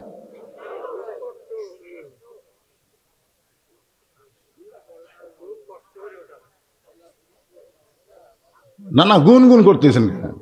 অরিজিনাল কথা ধরে সেটাই বলেন না কেন? এই শীতের রাত্রে আসসালাতু খায়রুম মিনান নাওম শোনার সাথে সাথে বুকের উপর থেকে যারা ল্যাপ ফেলে দেয়, বুকের উপর থেকে যারা কম্বল ফেলে দেয়, ল্যাপ হয়তো বলতে পারে কি উষুম রে, কি শান্তি রে। আপনি তখন লাত্তি মারলেন, কে রে ল্যাপ? তুই কি মনে করিস আল্লাহ আমাকে ডাকতিছে আর তুই আমাকে চাপে ধরে থাকবো? ওই ঠান্ডা পানিতে উজু করে মসজিদ দিকে যখন রওনা দেয়, তখন ফেরেশতা কয়, আল্লাহ এটা কে? কোনোদিন তোমারে দেখলো না। আর তোমার মহব্বতের পাগল হইয়া আরামের ঘুম, আরামের নিদ্রাকে বাদ দিয়া, ল্যাপ তোষককে লাথি দিয়া তোমার ঘর মসজিদ দিকে রওনা দিল। এর রেজাল্ট কি? আল্লাহ বলতেছে, বর্তমান যদি বদর যুদ্ধে থাকতো, ওই বদর যুদ্ধের সৈনিক হওয়ার সওয়াব পেত। জোরে কোন সুবহানাল্লাহ। কি মনে করছেন? আল্লাহর সঙ্গে সম্পর্ক রাখতে গেলে সর্বপ্রথম যে ইবাদত লাগবে তার নাম হলো নামাজ। আল্লাহ রাসূল বলেছেন, লা সালাত আলা ঈমান, যার নামাজ নাই তার ঈমান নাই। বাইনাল আবদি ওয়াল কুফরি তরকুস সালাত, বান্দা আর কাফেরের মধ্যে পৃথক করার জিনিসটার নামই হলো নামাজ। আল্লাহ রাসূল বলেন, খাদিজা আল্লাহ আপনার কবরকে জান্নাত বানায়া দিবে। কান্দাকাটির কোনো দরকার আছে? এরপরও মা খাদিজা নবীর হাত বুকের মধ্যে নিয়ে বলে, নবী গো, আমি যদি আপনার কাছে একটা জিনিস চাই আপনি কি দিবেন না? গভীর রাত্রে ঘুম ভাঙ্গে, এমনিতে নবীর বিরক্ত লাগতেছে, এখন আবার বলতেছে আমি যদি আপনার কাছে কিছু চাই আপনি আমাকে দিবেন না। রাসূল বলেন, নাউজুবিল্লাহ, নাউজুবিল্লাহ, নাউজুবিল্লাহ। খাদিজা বলে, হুজুর আমি আপনার কাছে কিছু চাই। এটা শুনে 3 বার নাউজুবিল্লাহ করলেন। রাসূল বলেন, খাদিজা ঈমান গ্রহণ করার পরে আল্লাহ ছাড়া অন্য কারো কাছে চাওয়া যাবে না। 11 সালে হজ করতে যখন গেলাম, বুঝলেন, আমরা এই কবরের পাশে দাঁড়ায় দোয়া করি না? কোন করি কি করি না? বাপের কবর, মায়ের কবর সামনে নিয়ে আমরা দোয়া করি। তাই মনে করলাম রাসূলের রওজা মুবারকে একটু দোয়া করি, এই মনে করে কেবল হাত তুলছি ভাই, খুব গোপনে, প্রকাশে তো তোলা হয় না, গোপনে। দেখ পুলিশ দেখ পারবো, চোখ আবার একেবারে সিলের মতন। ওই গোপন জায়গা আসা লাঠি দিয়া আমার হাতের উপর ঠাসি মারতেছে, মান্য কুল্লু হারাম, মান্য। আমাকে বুঝাচ্ছে, মৌলানা সাহেব বা হাজী সাহেব, পাইতে যদি চান আল্লাহর কাছে চান, নবীর কাছে চায়া কোনো লাভ? তাহলে একমাত্র দিবার পারে কে?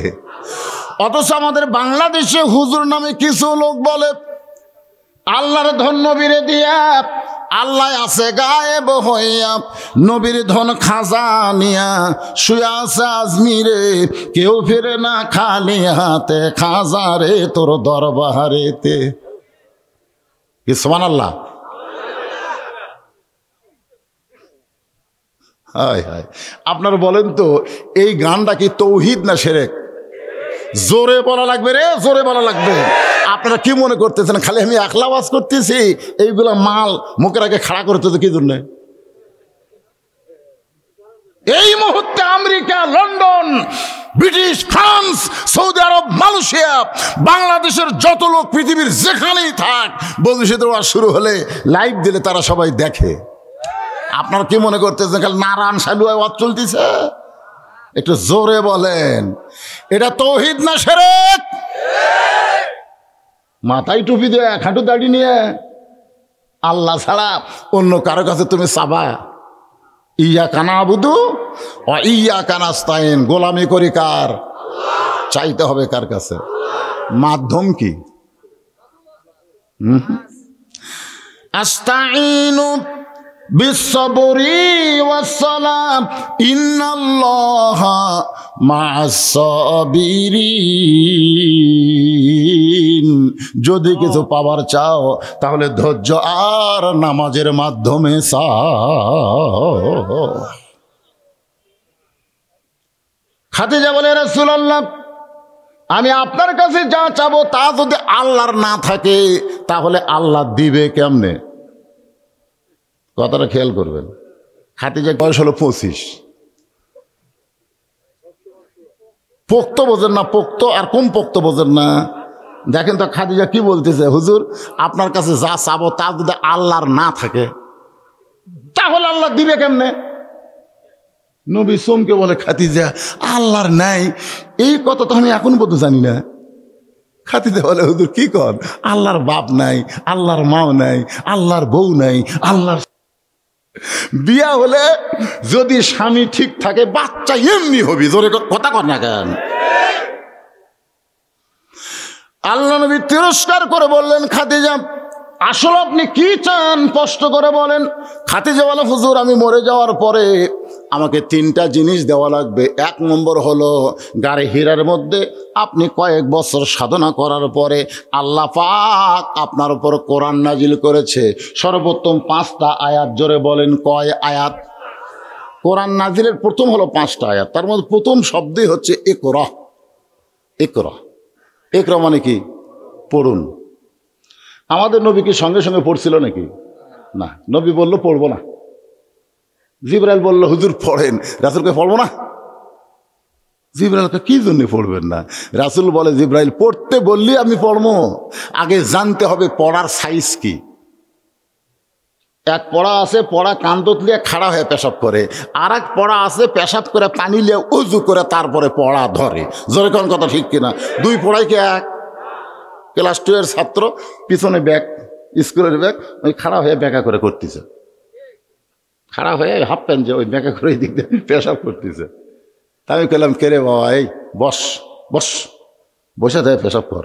কোন ক্লাসে পড়িস? 2 এ পড়িস। আচ্ছা, তো তোর স্যার কেমনে পেশাব করা লাগে তোকে শিখায়নি?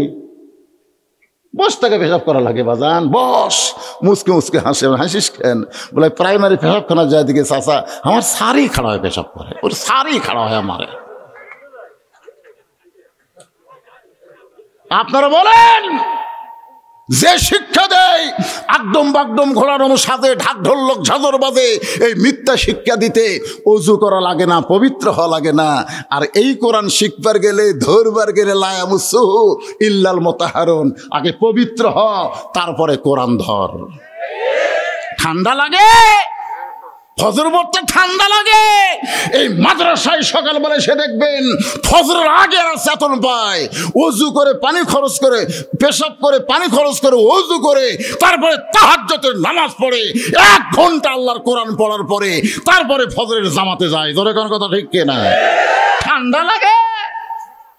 আল্লাহ নবী বলেন, খাদিজা আমার আগে যদি আপনার মৃত্যু হয় তাহলে আপনার 3টা চাওয়াই আমি পুরা করব ইনশাআল্লাহ।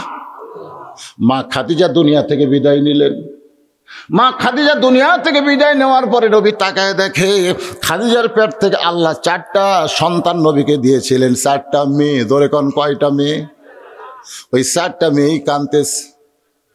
মা দুনিয়া থেকে বিদায় নিয়েছে, মেয়েরা কাঁদতেছে।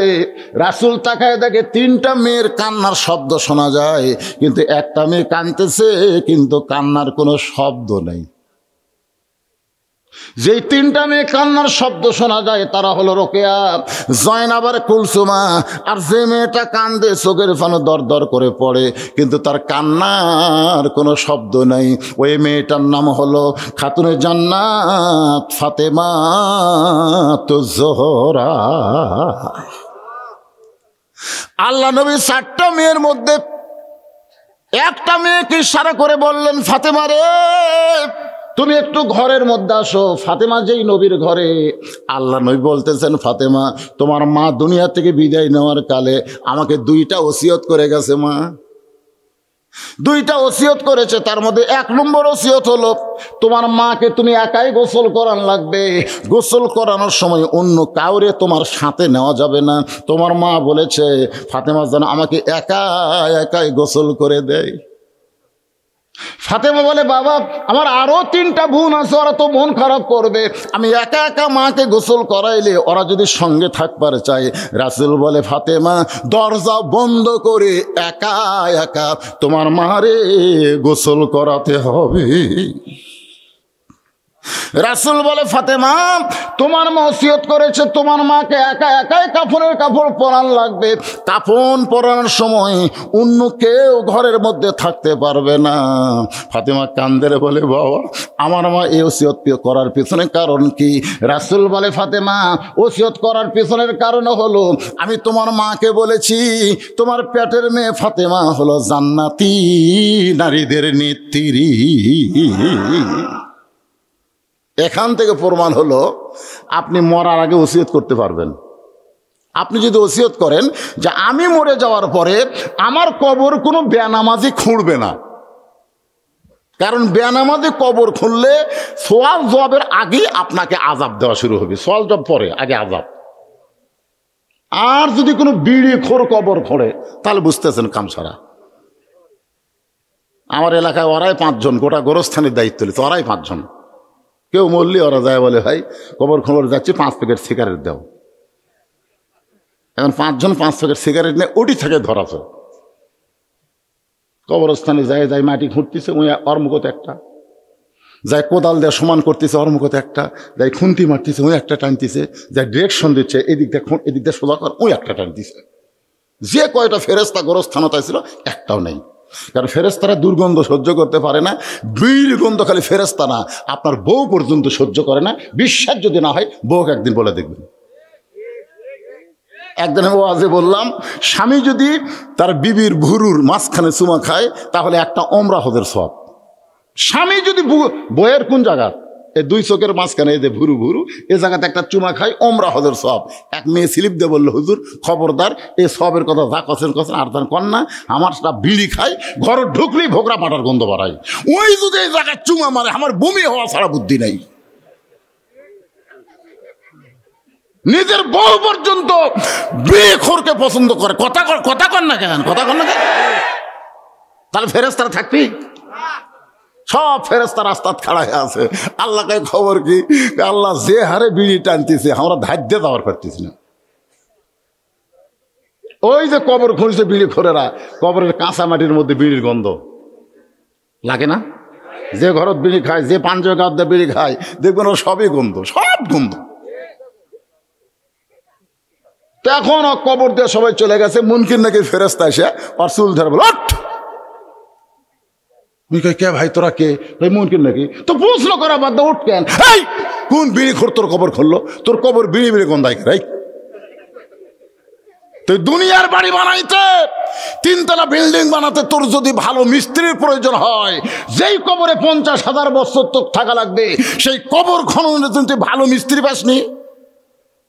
ভালো মিস্ত্রি হলো যারা 5 ওয়াক্ত নামাজ আদায় করে। সুবহানাল্লাহ বলেন।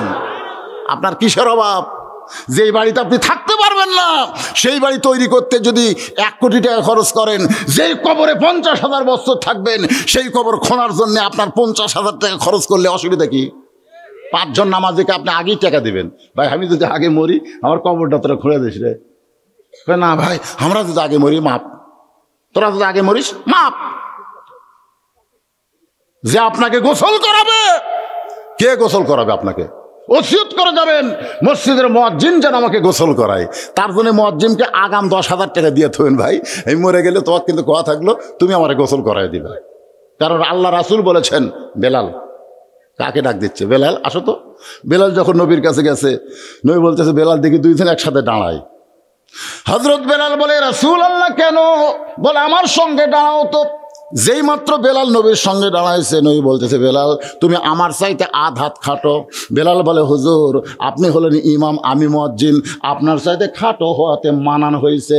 আল্লাহ রাসূল বলে, বেলাল রে, দুনিয়াতে তুমি আধ হাত খাটো, কিন্তু আখিরাতের হাসরে আমার চাইতে তোমার মাথা উপরে থাকবে। বেলাল কান্দের বলে, রাসূলুল্লাহ আপনার মাথার উপরে আমার মাথা কেমনে থাকবে? আপনি হলেন ইমাম, আমি হলাম মুয়াজ্জিন। রাসূল বলে, বেলাল রে, প্রত্যেকটা মুয়াজ্জিনের মাথা আল্লাহ হাসরে উঁচু করে দিবে। শুধু মাথা উঁচু করবে না, আল্লাহ তাদের মাথায় সম্মানের একটা টুপি পরায় দিবে, যে টুপি পূর্ণিমার চাঁদের চাইতে আলোকিত হবে। এমন একটা মানুষ আপনাকে গোসল করায় দেখ, আপনার ওসিয়ত করার দরকার আছে না নাই? কথা কর না ভাই, ওসিয়ত করবেন। কারণ খাদিজা ওসিয়ত করলে আমরা ওসিয়ত করব না কেন? আপনি কি মনে করছেন এর সাধারণ গোরস্থান? সাধারণ কবরস্থান? একটু গুরুত্ব দিবেন। একটা গানও আছে, গোরস্থানের একটু মাটি বায়না করে রাখ, কখন যেন আসতে পারে তোমার মরণেরই ডাক। গোরস্থানের একটু মাটি বায়না করে রাখ। আপনারা এত বড় চালাক বুঝলেন, কবরে যেন মানুষ ভালো থাকে মরে যাওয়ার পর, এজন্যই কবরের পাশে একটা মাদ্রাসা করে দিলেন। সুবহানাল্লাহ বলেন। আপনারা যারা জেতা আছেন এরা খুশি হননি, কিন্তু যারা কবরে গেছে ওরা আল্লাহ রে, আল্লাহ আমাকে কবরের পাশে যারা মাদ্রাসা করলো, আল্লাহ এই মাদ্রাসায় যখন কোরআন পড়ে, কোরআন রহমতের বাতাস আল্লাহ বহায় দেয়, আর ওই বাতাস আল্লাহ গোরস্থানে বন্টন করে দেয়। জোরে কোন সুবহানাল্লাহ। আসলে আপনারা খুব চালাক ভাই, একটু মনোযোগ দিয়ে শুনবেন। আল্লাহ নবী বললেন, ফাতেমা তোমার মাকে একা একা গোসল করান লাগবে। ফাতেমা একা একা মাকে গোসল করানোর পরে এখন বাবার কাছে এসে বলতেছে, বাবা একা একাই যদি কাফনের কাপড় পরাতে হয় তাহলে কাফনের কাপড়ের ব্যবস্থা করেন। সঙ্গে সঙ্গে আল্লাহর নবী ওই জুব্বাখানা এনে ফাতেমার হাতে দিয়ে বললেন, মা এই জুব্বাটাই তোর মাকে কাফনের কাপড় পরায় দে। ফাতেমা ছোট্ট বাচ্চার মতন কাঁদতেছে। আল্লাহর নবী বলে, ফাতেমা কান্দার কারণ কি? ফাতেমা বলতেছে, বাবা আমি মায়ের মুখে শুনেছি আমার মা যখন মক্কার সবচাইতে ধনবতী রমণী ছিল, আপনি তখন মায়ের বাড়িতে রাখালি করতেন। আমার মা আপনার মধ্যে এমন কিছু দেখেছে, যেই দেখার পরে ওই রাখালকে আমার মা স্বামী হিসাবে কবুল করেছে। আজকে মক্কার সবচাইতে ধনবতী রমণী আমার মা কবরে গেল, আর দোকানে নতুন কাপড় আপনি পাইলেন না, নতুন কোনো কাপড় না কিনে এই পুরাতন জুব্বা আমার মাকে কেন দিচ্ছেন বাবা? মরার সঙ্গে সঙ্গে কি মায়ের দয়া আপনার ভুলে গেছেন? সঙ্গে সঙ্গে রাসূল বলে, ফাতেমা এই জুব্বা আমি তোমার মাকে দিচ্ছি না, এই জুব্বাটা তোমার মা আমার কাছে চেয়েছে। ফাতেমা বলে, বাবা তাহলে এই জুব্বার গুরুত্ব কি? আল্লাহ রাসূল বলে, ফাতেমা এই জুব্বা সাধারণ কোনো জুব্বা নয় মা, এই জুব্বার সঙ্গে আল্লাহর কোরআনের সম্পর্ক রয়েছে। আপনারা সত্যি করে বলবেন তো ভাই, এই কোরআনের সাথে যাদের সম্পর্ক তাদের দাম কম না বেশি? বেশি। আচ্ছা আমি আপনাকে একটা দৃষ্টান্ত দিই। একই গাছের কাঠ থেকে তিনটা জিনিস বানাচ্ছেন, একটা হলো খাট, একটা হলো সোফা, আর একটা হলো রেহাল। এই যে কোরআন শরীফ থোয়ার যে রেহাল, এখন আপনি সত্যি করে অন্তর থেকে বলেন তো এই তিনটার মধ্যে দাম বেশি কার? এ সবাই জোরে দাম বেশি কার? কেন?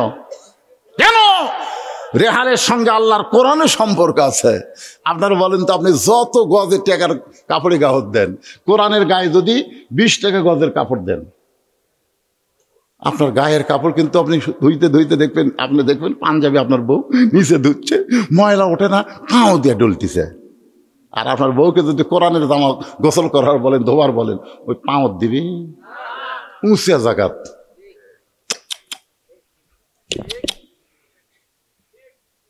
তাহলে কম দামি কাপড় এত সম্মানে হওয়ার পিছনে কারণ হলো আল্লাহর কোরআনের সঙ্গে সম্পর্ক।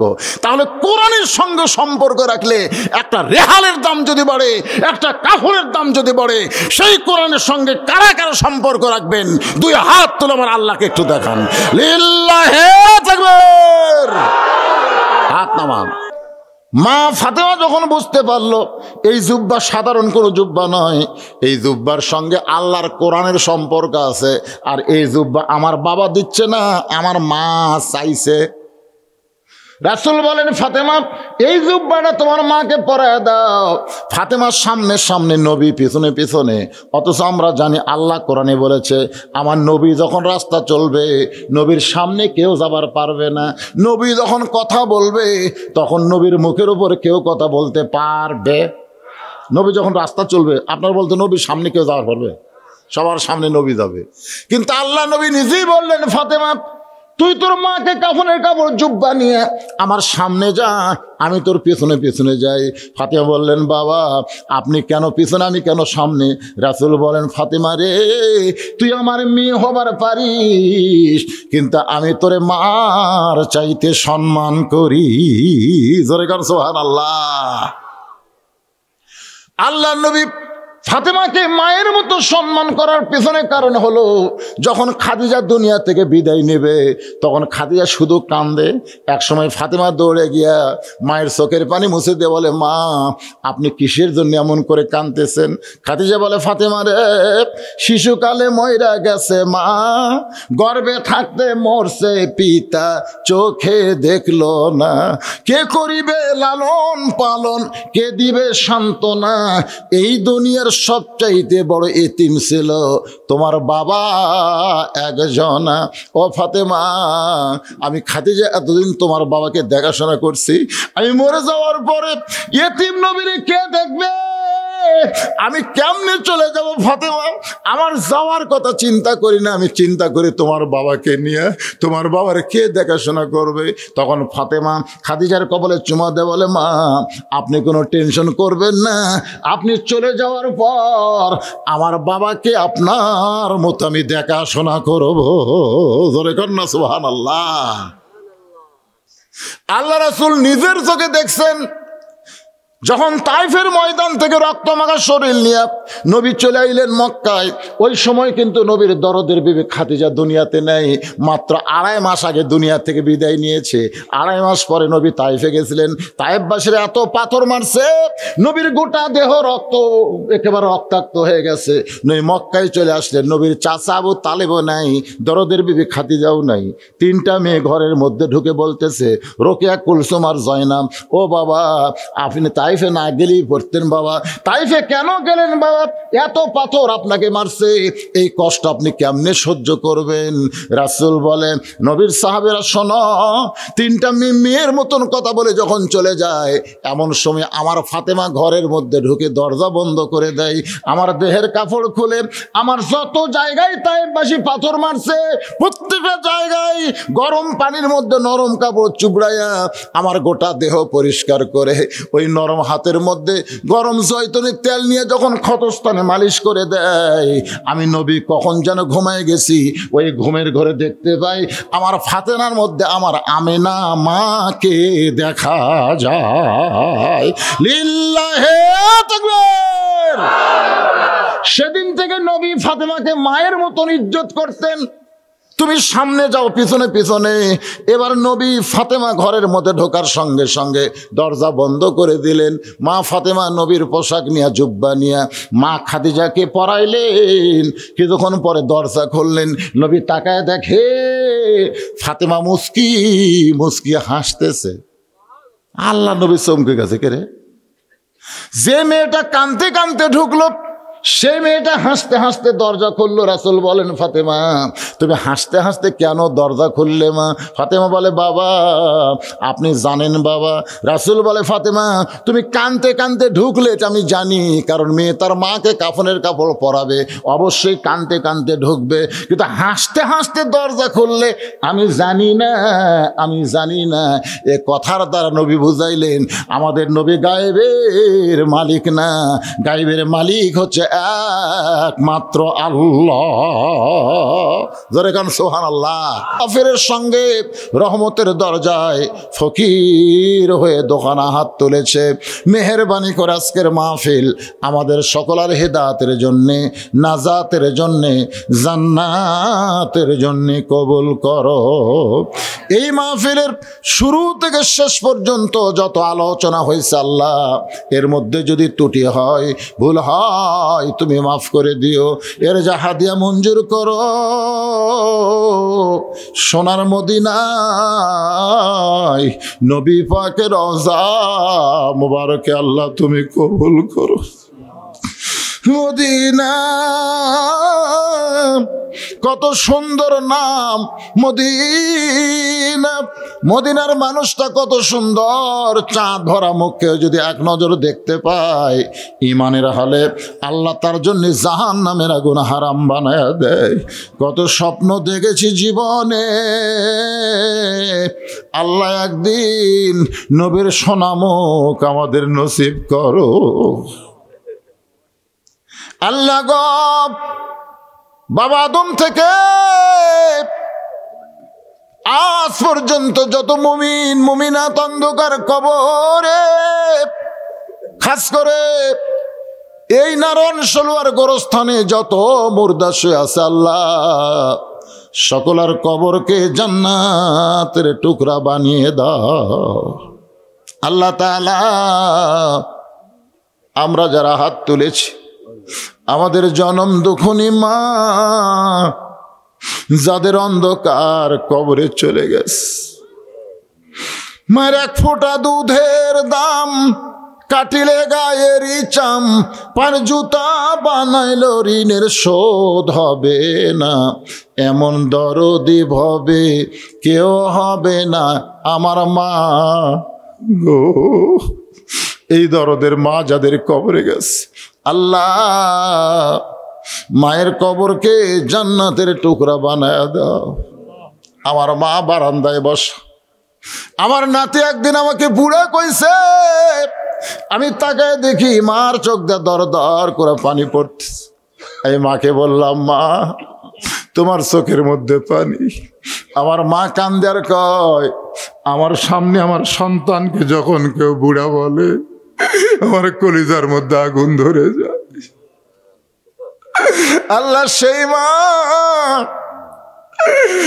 23 সালের 25 ডিসেম্বর দুনিয়া ছেড়ে কবরে চলে গেল। আর আমারে বুড়া কইলে আমার কেউ দুনিয়াতে কিছুই বলবে না। যার মা নাই রে এই দুনিয়াতে, তার কেউ না। মায়ের মতন আপন কেহ নাই রে দুনিয়ায়। মা জননী নাই রে যাহার, মা জননী নাই রে যাহার, এই দুনিয়ায় তাহার কেহ নাই। মায়ের মতন আপন কেহ নাই রে দুনিয়ায়। কি বলবো প্রসবের কথা, মাবির সেই ব্যথা কেউ তো বুঝবে না। মাজন ঠেকিয়া সন্তানের দায় অকালে মা মারা যায়। মাজন ঠেকিয়া সন্তানের দায় অকালে মা মারা যায়। কেন সে মায়ের জন্যে দোয়া করবা না? এমন দরদি ভাবে কেউ হবে না আমার মা। মা গো আল্লাহ, মা যাদের কবরে গেছে মেহেরবানি করে মায়ের কবরকে জান্নাতের টুকরা বানিয়ে দাও। বাবার বাড়ি ঘর সবই আছে, আমি সহ আমরা যারা বাবা হারাইতিম হয়ে গেছি আল্লাহ মেহেরবানি করে বাবার কবরকে জান্নাতের টুকরা বানিয়ে দাও। আমাদের দাদা দাদি নানা নানি আত্মীয় স্বজন আমাদের আপনজন যাদের কবরে গেছে আল্লাহ কবরবাসীদের তুমি মাফ করে দাও। আল্লাহ, আমি যখন মায়ের কথা বলতেছিলাম আমার ডান পাশে আমার ভাইজান আমাকে বলতেছে সম্ভবত 20 তারিখে ফেব্রুয়ারি না ফেব্রুয়ারি 20 তারিখে আমি ওমরাতে যাওয়ার নিয়ত করেছি। আমরা দোয়া করে আল্লাহ তার ওমরাকে কবুল করে নাও, জোরে কোন আমিন। এরকম ভালো যারা নিয়ত করেছেন আল্লাহ সমস্ত ভালো নিয়তগুলোকে আল্লাহ আপনি কবুল করে নিন আল্লাহ। আজকের এই মাহফিল করতে গিয়ে আপনার বান্দারা কত টেনশন করেছে, কত চিন্তা করেছে, তীব্র শীতের মধ্যে মাহফিল হবে কি হবে না, নানা রকম চিন্তায় ছিল তার আল্লাহ। এই কষ্ট করে মেহনত করে টাকা পয়সা খরচ করে মাদ্রাসার উন্নয়ন কল্পে যারা জান্নাতের বাগান লাগাইছে আল্লাহ তাদের সকলকেই জান্নাতি কবুল করে নাও আল্লাহ। মাদ্রাসা কমিটির সভাপতি, সহসভাপতি, সেক্রেটারি, ক্যাশিয়ার, মাদ্রাসার ম্যানেজিং কমিটির সদস্য যারা রয়েছে, দাতা সদস্য আল্লাহ সকলকেই কবুল করো। হাজার হাজার টাকা দান করেছে, আবার 10টা টাকা হলো ব্যাগের মধ্যে রুমালের মধ্যে যারা দান করেছে আল্লাহ সব দানগুলোকে জান্নাতের বিনিময়ে কবুল করে নাও আল্লাহ। 2টা বাচ্চার মাথায় পাগড়ি পরানো হলো, 2টা হাফেজ সাহেব এখান থেকে আজকে বের হলো, হক্কানে হাফেজ আলিম কবুল করো। মাদ্রাসার মহতামি, মাদ্রাসার ওস্তাদ, মাদ্রাসার তালবে ইলম সকলকেই তুমি কবুল করে নাও আল্লাহ। আল্লাহ এই মিডিয়াকে তুমি ইসলামের মিডিয়া হিসেবে কবুল করে নাও। কত দূর থেকে ছেলেরা আসে, খাবার পায় না, থাকার জায়গা হয় না, অনেকে অনেকভাবে গাল দেয়, তারপরও তারা কষ্ট করে এই যে কোরআনের মাহফিলগুলো ধারণ করে আল্লাহ তাদেরকে তুমি অন্তরে কোরআন ধারণ করে জান্নাত হিসেবে কবুল করে নাও আল্লাহ। মিডিয়ার মধ্যে বরকত দিয়ে দিও আল্লাহ। দুনিয়া থেকে সমস্ত খারাপ মিডিয়াকে উচ্ছেদ করে কোরআনের মিডিয়া হিসেবে এদেরকে কবুল করে নাও আল্লাহ। আয় আল্লাহ তাআলা ফিলিস্তিনের মুসলমানকে তুমি হেফাজত করো, যারা জীবন দিল শহীদ হিসাবে কবুল করো, যারা আহত অবস্থায় হাসপাতালে আল্লাহ সুস্থ করে দাও। আল্লাহ তাআলা গোটা পৃথিবীর মানচিত্র থেকে ইহুদিদেরকে আল্লাহ তুমি ধ্বংস করে দাও আল্লাহ। কি বলবো তোমার কাছে, কত মানুষের এই 2টা হাতের দিকে তাকায় দেখেন, কত মানুষের কবরে আমরা মাটি দিয়েছি। এই 2 হাত দিয়ে আমি কত লাশ কবরে নামাইছি, আমার বাবার লাশ, মায়ের লাশ। একদিন আমরা মরে যাব, আমরা সবাই মরে যাব। আমার মা বোনেরা যারা পর্দায় আছে আল্লাহ ওরাও মরবে, আমরাও মরব। এই দুনিয়া থেকে বিদায় নেওয়ার আগে আমরা যত পাপ করেছি মাপ নিয়ে পবিত্র জুমার দিনে রমজান মাসে ইমানের সাথে ইজ্জতের সাথে দুনিয়া থেকে বিদায় নেওয়ার কালে আমাদের সকলের জবানে তুমি জারি করে দিও লা ইলাহা ইল্লাল্লাহু মুহাম্মাদুর রাসূলুল্লাহ সাল্লাল্লাহু আলাইহি সাল্লাম।